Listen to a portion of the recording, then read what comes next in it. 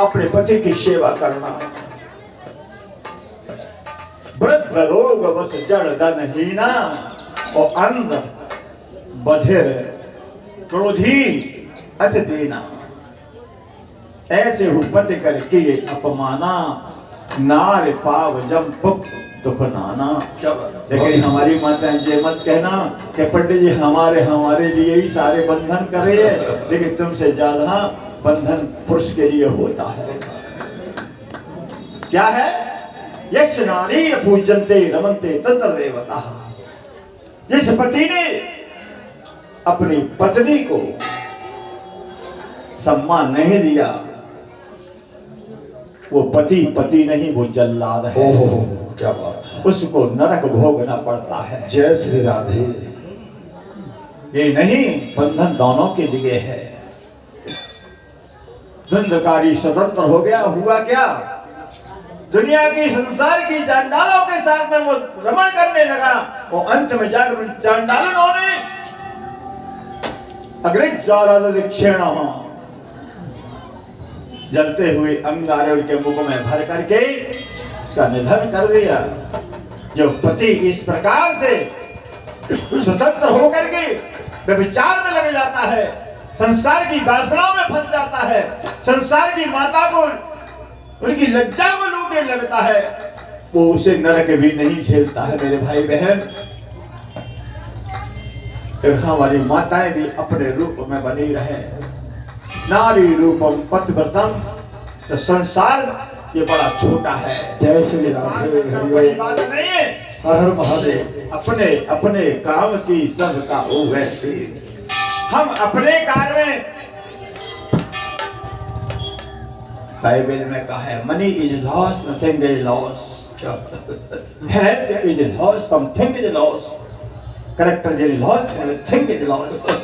जिसका चरित्र चला गया उसका जीवन नहीं समाप्त हो गया। जय श्री राधे। इसलिए रामचरितमानस कहा है। रामचरितमानस का मतलब क्या है? What is this Ramcharitmanas? इसका नाम रामायण था, लेकिन बाबा ने इसका नाम रामचरितमानस क्यों रखा? विचार करिए। इस संसार से यदि हम कल्याण चाहते हैं, मानव बनना चाहते हैं, तो पहले क्या करना होगा?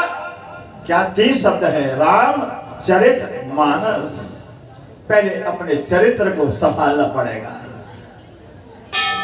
तो चरित्र, जिसकी नींव कमजोर होगी उसकी दीवार, उसकी छत नीचे जा जाएगी।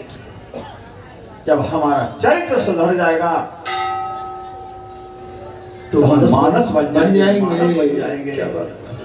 मानव जब ही बनेंगे जब हम अपने रास्ते पर अपने अनुसार चलेंगे। तब जब चरित्र समझ जाएगा, दीवार बन जाएगी, छत गिर जाएगी, तो ऊपर पहुंच जाएंगे। कहाँ? जगत पिता परमात्मा से मिलन हो जाएगा। इसलिए इसका नाम रामचरितमानस। ये परम पिता राम जी को चाहते हो तो चरित्र को संभालो। चरित्र से मनुष्य बन जाओगे, मनुष्य के बन जाओगे तो जगत पिता परमात्मा। और जो भी शब्द निकल गए हो उल्टे सीधे, उनको भी मेरे वापस कर लेना, क्योंकि मैं भी आपका ही भाई बंधु जो भी हूँ। श्री कृष्ण तम शरणम। वृंदावन बिहारी।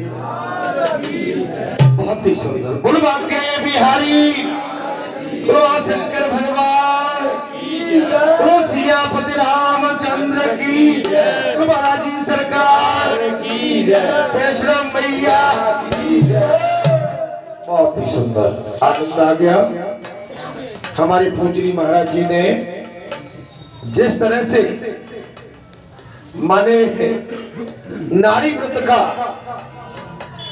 जो संदर्भ है, जो प्रसंग है, प्रसन्न है, और नारी व्रत का जो प्रसंग जिस तरह से हमारे पूजनी महाराज जी ने हम आप सभी के सामने रखा, आनंद आ गया। बहुत ही सुंदर है। अच्छा दिन है आज का। आज अभी हमारे पूजनी महाराज जी ने बहुत सुंदर बात कह डाली। प्रसाद लो बेटा।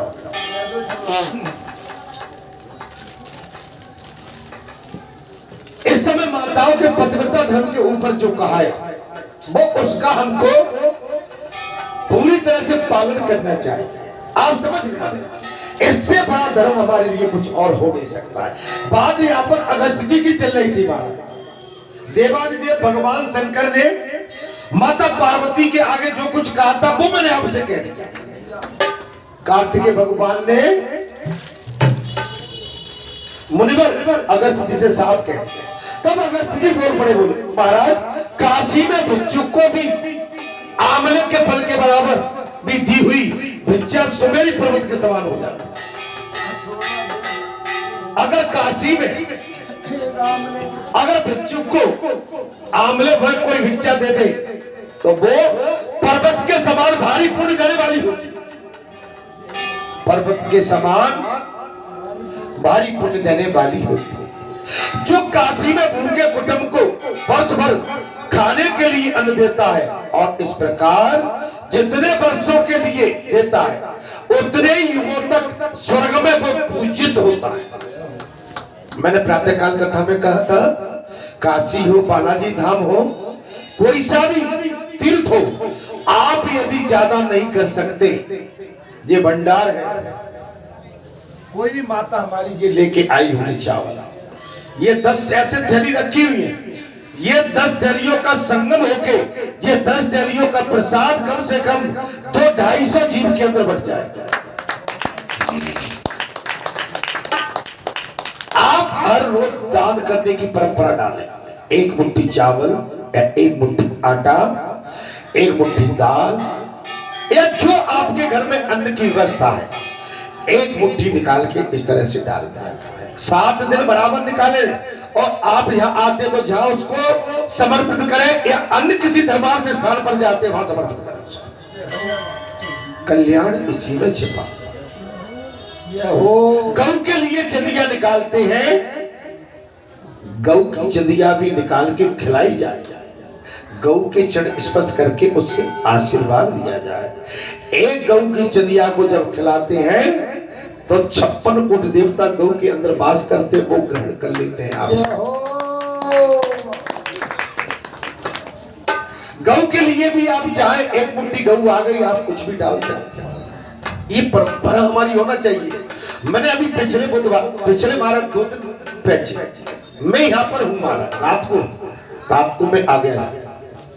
अब मैं रात को क्या देख रहा हूँ, मैं यहाँ से चला जा रहा हूँ तो ये पुलिया पड़ती है ना, पुलिया, रात को मैं सपना देख रहा हूँ, जब वैसे नहीं प्रत्यक्ष, मैं रात को यहाँ आया हूँ और रात को यहाँ से जाके मैं अकेला चला जा रहा हूँ और ये पुलिया सी पड़ती है, वहां से निकला हूँ, गऊ का एक झुंड आ गया, गऊ का झुंड आ गया और महाराज गऊ ने घेर लिया मुझे। गऊ के झुंड आ गए और सारी गऊ ने मुझे घेर लिया। अब मैंने कही पता नहीं आज क्या करने वाली है। गऊ मुझसे बोलने लगी, गऊ मुझसे बात कर रही है, मेरी बात होती है गऊ से। गऊ बोली, तुझे बता हम अब कहां जाएं? गऊ बोली, तुझे बता अब हम जाएं कहां? हम कहां जाएं? मैंने कहा मां मैं तो रोज बात उठाता हूं तुम्हारे लिए। अब देखिए महाराज, अब वो गऊ क्या करती है कि हमारी माताओं का झुंड आ गया और सभी माताओं के झुंड में सभी के हाथ में विभिन्न प्रकार की मिठाइयां हैं और लाल वस्त्र से सब ढके हुए, लाल वस्त्र से कामधेनु आ गई, लाल वस्त्र से ढकी हुई है और झुंड चला जा रहा है और मैं माताओं के बीच में। अब कुछ देर मेरी झपकी लगती है, माताएं अंतर ध्यान हो गई, गऊ अंतर ध्यान हो गई। अब मैं क्या देखता हूं, एक 4 बाई 4 या 5 बाई 5 की गुफा आ गई मेरे सामने। धन्यवाद। क्या आ गई महाराज? गुफा। अब गुफा कैसी है? इस कलर की, उसमें प्रकाश आ रहा है, उसमें सूर्य भगवान का प्रातः काल जब उद्गम होता है तब आपने देखा होगा एक बढ़िया सुंदर सा प्रकाश निकलता है, वो उस लालिमा उस गुफा के अंदर प्रकाश है।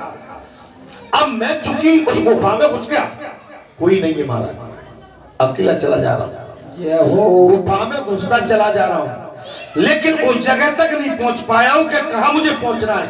उतने में मेरी नींद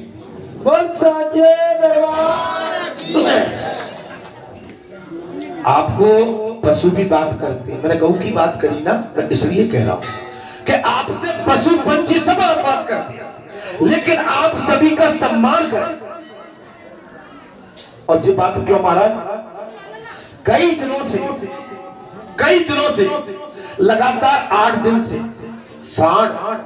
सवेरे 4:30 बजे और शाम को 8 बजे के बाद जहां मैं रहता हूं वह तरार मारे रोजा धार मारती है।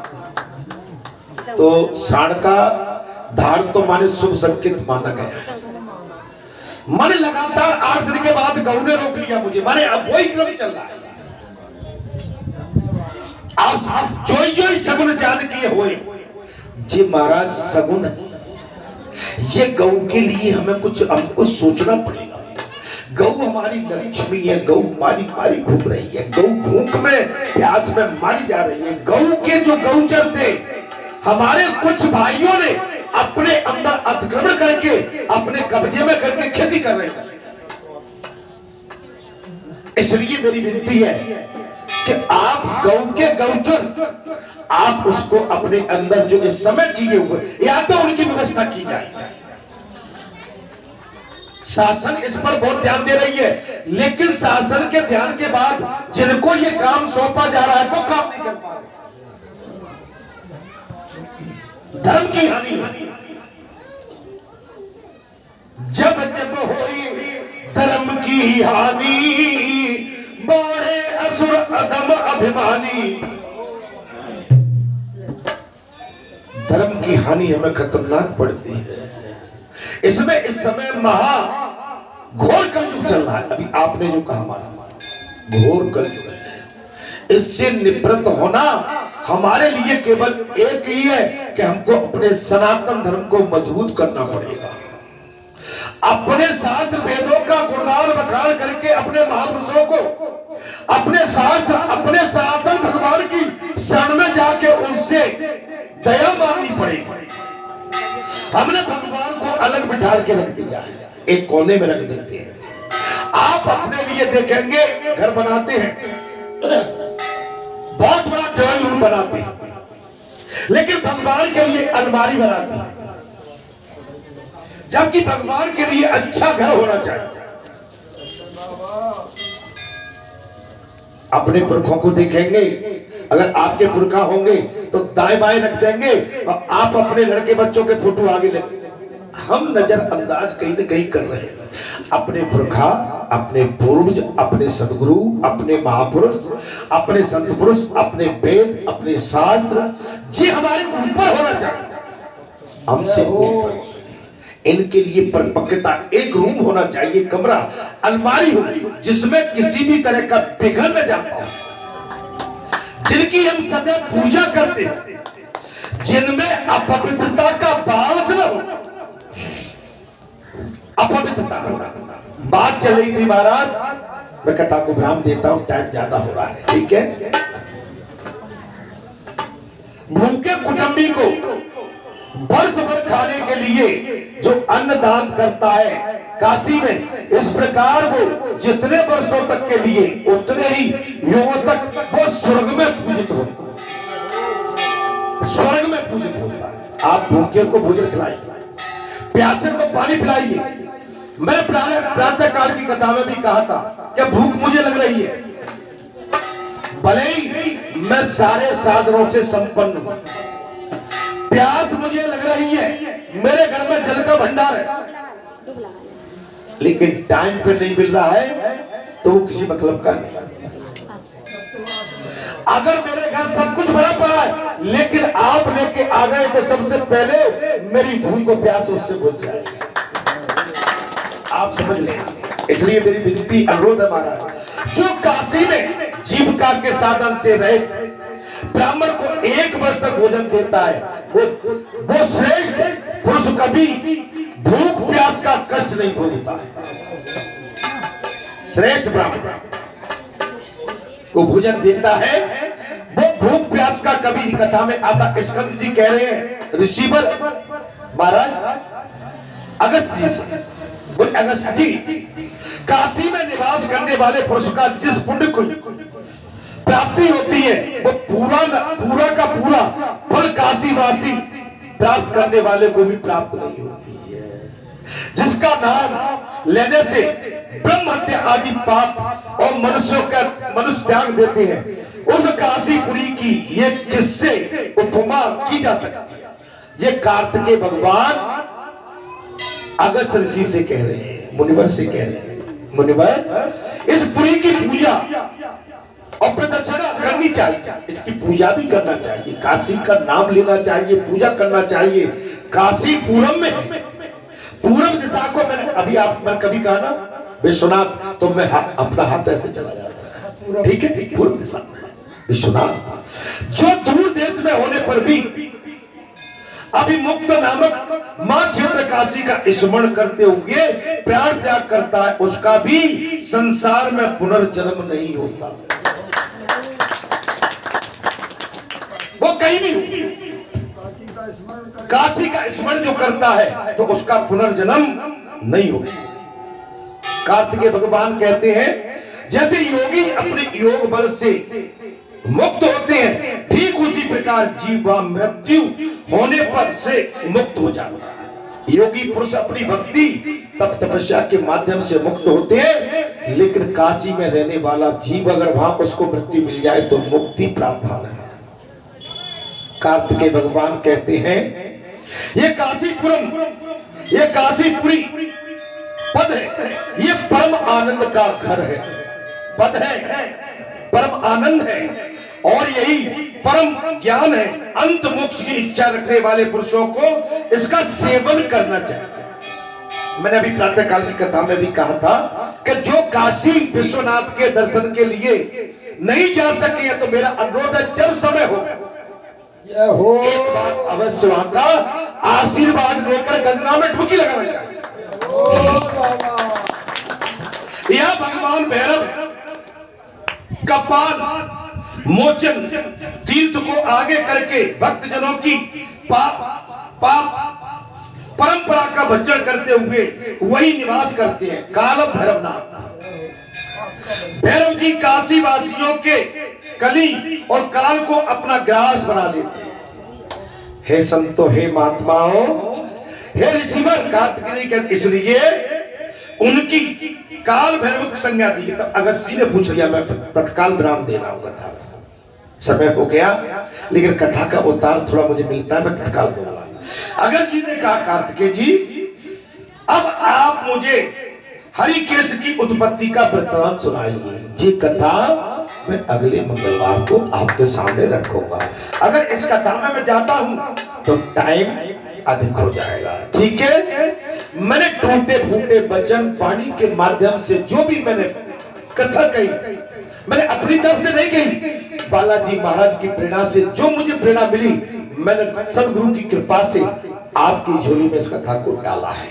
कथा कहने की पक्का ज्ञान मुझे कदापि नहीं है, लेकिन कहने की कोशिश मेरी जारी बनी रहेगी आपके समक्ष जब तक इस शरीर के अंदर सांस है, बैठने की क्षमता है, चलने की क्षमता है। मैं यहाँ पर आपको निश्चित भगवत कृपा से कथा सुनाता रहूंगा। आगे 18 तारीख को महाशिवरात्रि का महापर्व बाबा के प्रांगण में कई वर्षों से धूमधाम से हम मनाते चले आ रहे हैं। नीलकंठ भगवान का शिवलिंग का वहां पर स्थापना है। वो उसी समय से जब बालाजी महाराज की प्राण प्रतिष्ठा एक हुआ था जब से, ठीक है। और मां भगवती भी विराजमान है। अगले 17 तारीख शुक्रवार को रामधुनी प्रारंभ होगी 8:30 बजे। सीताराम राधे श्याम दिन भर चलेगी, रात्रि जागरण होगा। ठीक 8:30 बजे 18 तारीख को विराम लेके 8:30 के बाद सुंदरकांड प्रारंभ होगा। जितना भी टाइम लग जाए उसके बाद उसी मां के प्रांगण में हवन का आयोजन भी है। हवन आहुति मां भगवती और भगवान शंकर बालाजी सरकार के धाम में होगी। आप सभी सादर आमंत्रित। उस दिन महापर्व है और महाव्रत है, इसलिए सभी उपवास रखेंगे। सभी के लिए उपवास की प्रसादी का भी यहाँ पर व्यवस्था है। मैं कथा को विराम देते हुए अनुरोध करता हूँ, विनती करता हूँ कि इसी तरह से आप हरि कथा और राम कथा सुनने के लिए कृपा करके आते रहे। और आज आपने मां भगवती के प्रांगण में छत गिर रही है, आगे 3 सेट गिर रहा है, बड़ा है 3 सेट लगभग। अभी जो पहले पार्ट में गिर रहा है वो 40 बाई 70 है। आगे का और शेष भाग है वो भी इसी क्रम में होगा, उसको मैं पेंडिंग नहीं कर पा रहा हूं। मैंने अभी कल ही विचार विमर्श किया था, उसको अपन लंबित नहीं कर रहे हैं, उसको भी अभी कर देंगे। तो वो लगभग 80 बाई 70 बाई 70 हो जाएगा। 70 बाई 70 7 सत्तू सत्तू 49 कितने हो गए? 4900 वर्ग फीट। I am right? मैं ठीक बोला कि नहीं? 4900 वर्ग फीट वो छत गिरने जाए। आपने सहयोग किया है, आप मेरे लिए सभी वंदनीय पूजनीय है। और इसी तरह से मैया की, बालाजी की और आप जैसे महापुरुषों की आप सब पर दया कृपा आशीर्वाद की वर्षा होती रहे। जय जय राम कथा, जय सिया राम कथा, जय जय जय राम कथा, जय सिया राम कथा, जय जय राम कथा, जय सिया राम कथा। हे राम कथा सुंदर करतारी, संत घोड़ा बनहारी। राम कथा सुंदर करतारी, संत घोड़ा बनहारी। राम कथा कल विदव पुकारी, सादर सुन गिरधार कुमारी। राम कथा कल विदव पुकारी, सादर सुन गिरधार कुमारी। ओ जय जय राम कथा, जय सिया राम कथा, जय जय राम कथा, जय सिया राम कथा। राम कथा सुन किरण समाना, संत चकोर करेंगे पाना। राम कथा सुन किरण समाना, संत चकोर करेंगे पाना। ऐसे संत कीन भवानी, महादेव तब कहा बखानी। ऐसे संत कीन भवानी, महादेव तब कहा बखानी। ओ जय जय राम कथा, जय सिया राम कथा, जय जय राम कथा, जय सिया राम कथा। राम कथा पर किसी को संशय नहीं करना चाहिए। कथा वाचक कैसा भी हो आप समझ लेना। उल्टा नाम जपा जग जाना, वाल्मीकि भई ब्रह्म समाना। एक डकैत जब ब्रह्म की उपाधि मिल सकती है, आप उल्टा भी नाम लेंगे तो सीधा हो जाता है। ठीक है? अगर शंका आ गई है तो मैं एक वचन देता हूं, तब लग बैठे अहो बट छाई, तब लग तुम ऐसे मुझे पाई। तो तुम्हारे मन अग समझे हो, तो तुम जाए परीक्षा ले हो। तो तुम्हारे वैसे तो हमको कभी भगवान की, गुरु की, सदगुरु की, महापुरुषों की, माता पिता की, किसी की भी परीक्षा लेने का अधिकार किसी शास्त्र में अनुमति नहीं देता। लेकिन कोई चंचलता रखता है, अगर उसके मन में है तो भगवान शंकर ने यही कहा था, देवी सती अगर मेरे आराध्य भगवान राम के प्रति तुम्हारे अंदर शंका आ गई तो मैं तो वट वृक्ष के नीचे बैठ के कथा सुनता हूँ, जाओ परीक्षा लेके आ जाओ। मैं विनती करता हूँ, परीक्षा के चक्कर में कभी नहीं पड़ना चाहिए। तो परीक्षा सती का जैसे माने आप समझते क्या कथा बन गई थी, ऐसा मत कर बैठना। भले सत्पुरुष, महापुरुष, माता पिता, इनकी सबकी बात का सम्मान करके, पितृ देवता, ब्राह्मण देवता, जो भी हमारे पूजनी, सबकी बात का सम्मान करते हुए बात को मानना चाहिए। बात मानोगे तुम्हारे लिए कल्याण होगा। जय श्री राम, जय। मैं अगले मंगलवार को ये आपका दास इसी व्यासपीठ पर बैठ के फिर आपके सामने महाराज काशीपुरी की श्रेष्ठता और हरिकेश यक्ष का शिव आराधना के द्वारा दंड पाणी पद की प्राप्ति और दंड पांड्य इष्ट कोश का स्तोत्र पर इसकी पूजा की जाएगी, इसका वर्णन किया जाएगा, इसका बखान किया। जय श्री राम, जय।